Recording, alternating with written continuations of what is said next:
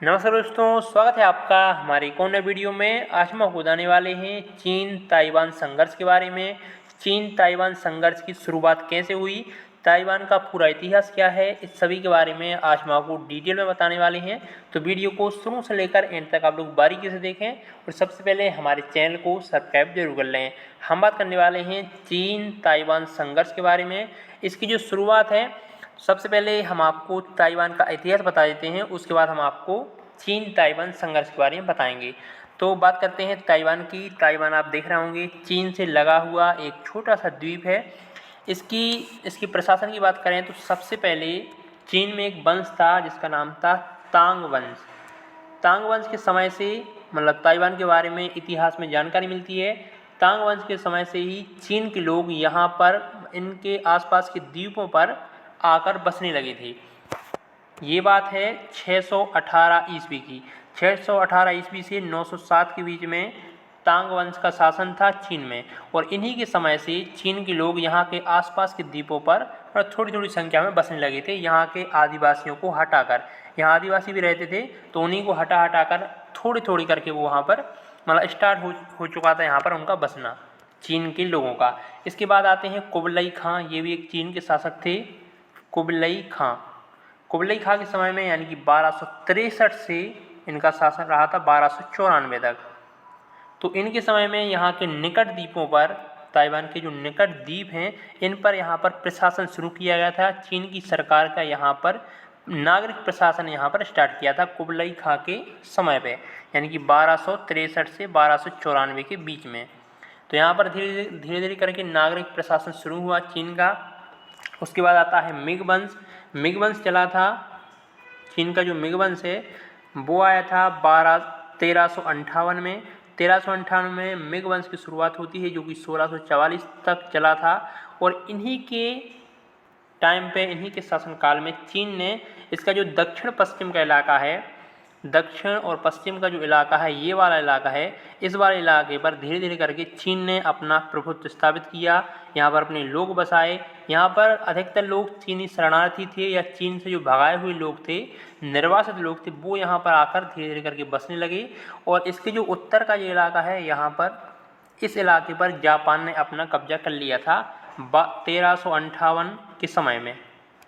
1358 या 60 के समय में यहाँ पर इस साइड मतलब इस वाले इलाके पर, इस वाले ऊपर वाले इलाके पर जापान का कब्जा था और नीचे वाले इलाके पर चीन का कब्जा था। यहाँ पर ये जापान है, आप देख रहे होंगे, और नीचे चीन का कब्जा था 1358 के समथिंग। उसके बाद आता है 1517। 1517 में यहाँ पर पुर्तगाल ने कब्जा किया। इस पूरे इलाके पर पुर्तगालियों ने कब्जा किया और इसका नाम रखा इला फार्मोसा। इसका नाम रखा गया इला फार्मोसा। इला फार्मोसा इसका नाम रखा गया 1517 के समथिंग। उसके बाद डच भी आए, डच ने भी अपना यहाँ पर शासन किया। 1622 में यहाँ पर डच आए, इन्होंने भी कुछ क्षेत्रों पर यहाँ पर अपना कब्जा किया और अपनी व्यापारिक गतिविधियाँ स्टार्ट की यहाँ से। उसके बाद आता है चीन का चिंग वंश। चीन का चिंग वंश आता है यहाँ पे 1644 में। 1644 में यहाँ का चीन के चिंग वंश की स्थापना होती है 1644 में। और इन्हीं के समय पर धीरे धीरे करके चीन का इस संपूर्ण प्रदेश पर कब्जा हो जाता है। 1682 में जो चिंग वंश है वो 1882 में चिंग वंश संपूर्ण ताइवान पर कब्जा कर लेता है। इस पूरे ताइवान पर अपना कब्जा यहाँ पर चीन कर लेता है, इस पूरे इलाके पर। उसके बाद 1886 में मतलब 1882 में इस पूरे प्रदेश पर कब्जा होता है और 1886 में इस पूरे प्रदेश को, पूरे ज़मीनी के टुकड़े को एक प्रदेश के रूप में मान्यता दी जाती है चीन के द्वारा। तो 1886 में इसे मान्यता मिल जाती है। लेकिन 1895 में युद्ध होता है चीन से जापान का। चीन जापान युद्ध होता है 1895 में और जापान इस पूरे प्रदेश पर अपना कब्जा कर लेता है। युद्ध में चीन को हराकर और इस पूरे इलाके पर, ताइवान पर जापान अपना कब्जा कर लेता है। और ये कब्जा रहता है 1945 तक। 1945 तक ये कब्जा रहता है। लेकिन द्वितीय विश्व युद्ध में जापान के हारने के बाद इस इलाके पर चीन का कब्जा फिर से हो जाता है। क्योंकि द्वितीय विश्व युद्ध में जापान हार गया था। तो 1945 में यहाँ पर चीन का कब्जा दोबारा हो जाता है। लेकिन चीन के कब्जे के बाद भी ताइवान के जो लोग हैं वो अपनी स्वतंत्रता के लिए और अपने स्वप्रभुत्व के लिए यहाँ पर संघर्ष करते रहते हैं। वो जापान से भी लड़ते रहे थे, अपना आंदोलन जारी था उनका।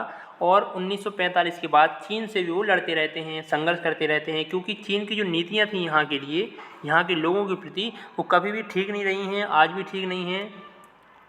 मतलब ये अपने पूरे प्रदेश से यहाँ के लोगों को अलग तरीके से देखते हैं। तो ये इसीलिए 1945 से लगातार संघर्ष जारी है चीन का, मतलब ताइवान के लोगों का चीन के प्रति। लेकिन 1949 में क्या होता है, जो सबसे टर्निंग पॉइंट है ताइवान का वो 1949 है। 1949 में यहाँ के मतलब चीन में चल रहा था गृह युद्ध। चीन में दो तरीके के लोग थे उस टाइम पे। एक थी राष्ट्रवादी सरकार जो उस टाइम पे शासन में थी, राष्ट्रवादी सरकार, नेशनलिस्ट सरकार जो थी, जिसकी इनके जो नेता थे उनका नाम था चांग काई शेक इसके नेता थे। नेशनलिस्ट पार्टी के, राष्ट्रवादी सरकार के नेता थे चांग साई के, और इन्हीं के नेतृत्व में यहाँ पर शासन चल रहा था। लेकिन उसके बाद मतलब उदय होता है, लेकिन इन्हीं के शासनकाल में यहाँ पर कम्युनिस्ट पार्टी का उदय होता है।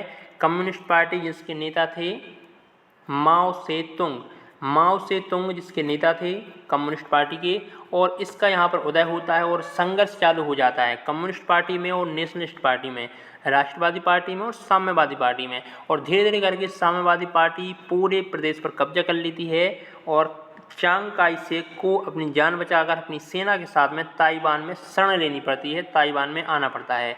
और तभी से लेकर ताइवान में एक राष्ट्रवादी सरकार है। उन्होंने राष्ट्रवादी सरकार की स्थापना की थी, चांग काई शेक ने यहाँ पर राष्ट्रवादी सरकार की स्थापना की थी। और चीन में कम्युनिस्ट पार्टी की सरकार है, यहाँ पर कम्युनिस्ट सरकार है, और यहाँ पर है नेशनलिस्ट सरकार, राष्ट्रवादी सरकार। तो इसी तरीके से ताइवान अलग है और चाइना अलग है। लेकिन चाइना अभी भी, मतलब चीन अभी भी ताइवान को अपना ही प्रदेश मानता है, जबकि ताइवान के लोग ये कहते हैं कि कभी भी चीन का यहाँ पर कोई भी शासन नहीं रहा है और ना ही ये चीन के कंट्रोल में रहा है। हम शुरू से स्वतंत्र रहे हैं और आज भी एक स्वतंत्र देश के रूप में ये लोग अपने आप को मानते हैं। और इसीलिए ये संघर्ष चल रहा है।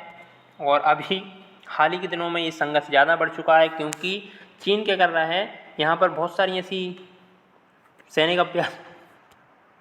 यहाँ पर सैनिक अभ्यास किए जा रहे हैं। इसके ऊपर से मिसाइलें दागी जा रही हैं, यहाँ पर मिसाइलें दागी जा रही हैं, जिससे कि ताइवान लगातार चेतावनी दे रहा है चीन को कि वो अपनी सीमा लांघ रहा है, वो हमें डराने की कोशिश कर रहा है। लेकिन ताइवान का संबंध है यूएसए से, अमेरिका से इसकी संधि है कि अगर कोई ताइवान पर अटैक करता है तो वो सीधा अटैक माना जाएगा यूएसए पर, यानी कि अमेरिका पर वो अटैक माना जाएगा और अमेरिका को इसकी रक्षा के लिए तुरंत ही युद्ध करना पड़ेगा, तुरंत ही चीन के साथ इसको अमेरिका को युद्ध करना पड़ेगा।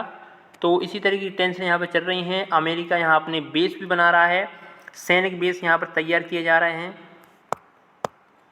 सैनिक बेस यहाँ पर बनाए जा रहे हैं, हथियारों को पहुँचाया जा रहा है। और चीन लगातार अपनी नीतियों का उल्लंघन कर रहा है, यहाँ पर लगातार सैनिक परीक्षण कर रहा है इस इलाके में, ताकि ताइवान को डराया जा सके। देख रहे होंगे यहाँ पर लगातार चीन की एक्टिविटी जारी है। चीन लगातार यहाँ पर सैनिक अभ्यास करके ताइवान को डराना चाह रहा है। लेकिन ताइवान के जो राष्ट्रपति हैं, मैं आपको दिखा देता हूँ, ये ताइवान की जो राष्ट्रपति हैं जिनका नाम है साई इंग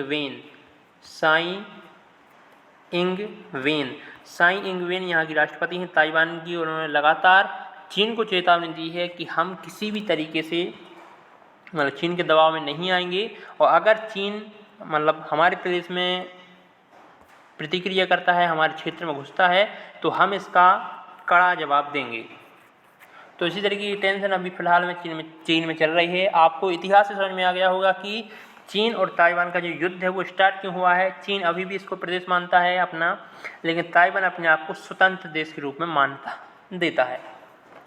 तो आशा है कि आपको वीडियो पसंद आएगा। अगर वीडियो पसंद आया है तो प्लीज़ वीडियो को लाइक करके हमारे चैनल को सब्सक्राइब जरूर कर लें। साथ ही आप हमारे इस वीडियो को शेयर जरूर करें।